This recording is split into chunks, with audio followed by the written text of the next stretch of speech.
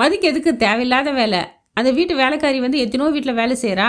அந்த ஹவுஸ் ஓனருக்குலாம் எல்லா தக்கரை இவளுக்கு எதுக்கு? புருஷன் அடிச்சிட்டான்னு சொல்லிட்டு கம்ப்ளைண்ட் பண்ண போனா அவன் என்னவோ கிரேட் எஸ்கேப் ஆயிட்டா. தேவையில்லாமல் மதியோட அப்பா அம்மா கிட்ட மதி தான் திட்டு வாங்கிட்டு இருக்காங்க. அந்த நேரத்தில் சொல்லலாம்ல, ஐயா மதியை திட்டாதீங்க, எனக்காக தான் அவங்க வந்தாங்கன்னு சொல்லாமல் நான் அப்பயே சொன்னேன் ஐயா, இவங்க தான் கேட்கலன்னு சொல்லிட்டு அப்படியே பிளேட்டை மாத்திட்டா. பாவம் அவங்க அப்பா அம்மா வேற பயப்படுறாங்க. பெத்த பொண்ணை வந்து மடியில் கட்டிட்டு இருக்க நெருப்பாட்டம். வீட்டு வாசல போலீஸ் கிளீஸ் வந்தால் தேவையில்லாமல் பிரச்சனை எதுக்கு?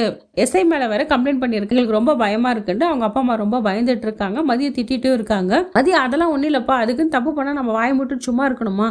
என்னெல்லாம் அப்படி பொறுத்துட்டு இருக்க முடியாதுப்பா, நான் நல்லதானே பண்ணன்றாங்க, நீ நல்லதான் பண்ணமா, அது வந்து உனக்கே வினையா வரும், உன் வேலை என்னவோ அதை பார்க்க வேண்டியதுன்னு சொல்லிட்டு அப்பா அம்மா அட்வைஸ் பண்ணிட்டு இருக்காங்க. இங்க ஸ்ருதி வந்து மலரோட தம்பியும் அம்மாவையும் கன்வின்ஸ் பண்றாங்க, மன்னிச்சிருங்க, வீட்டில் நடந்த விஷயத்துக்கெல்லாம் சாரி, வீட்டில் இந்த மாதிரி நடந்து போச்சு, உங்களை கூப்பிட்டு வச்சு அசிங்கப்படுத்திட்டாங்கன்னு சொல்ல பேசதாங்க வந்தாங்க. அதுக்குள்ளே இந்த தங்கராஜ சுரேஷும் இவங்க பேசுறதை பார்த்துட்டு தப்பாக புரிஞ்சுக்கிட்டு அவளை அடித்து அந்த பையனை ரத்த காயம் வர மாதிரி அடித்து துன்புறுத்திட்டாங்க, அவமானப்படுத்தி அசிங்கமாகவும் பேசிட்டாங்க. வீட்டில் வந்து அப்பப்பா அந்த தங்கராஜ் வாய் என்ன வாயும் தெரியல, அவ்வளோ கேவலமாக அவங்க வீட்டு பொண்ணை பற்றியே கேவலமாக அசிங்கப்படுத்தி இல்லாத விஷயத்த இது பண்ணி ஒரு கார்னர் பண்ணி ஒரே கூச்சல் போட்டுட்டு இருக்காங்க.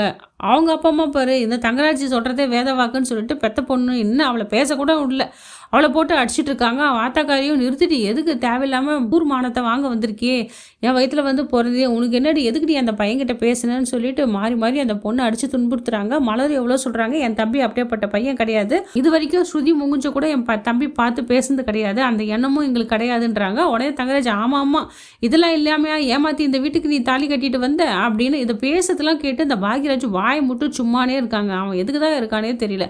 ஒரு வார்த்தை எதுக்கு எங்கள் வீட்டு விஷயத்தில் தலைன்னு அவன் கேட்கணும்ல, கேட்காம அப்படியே கல்லூனி மங்க மாதிரி நின்றுட்டு இருக்கான்.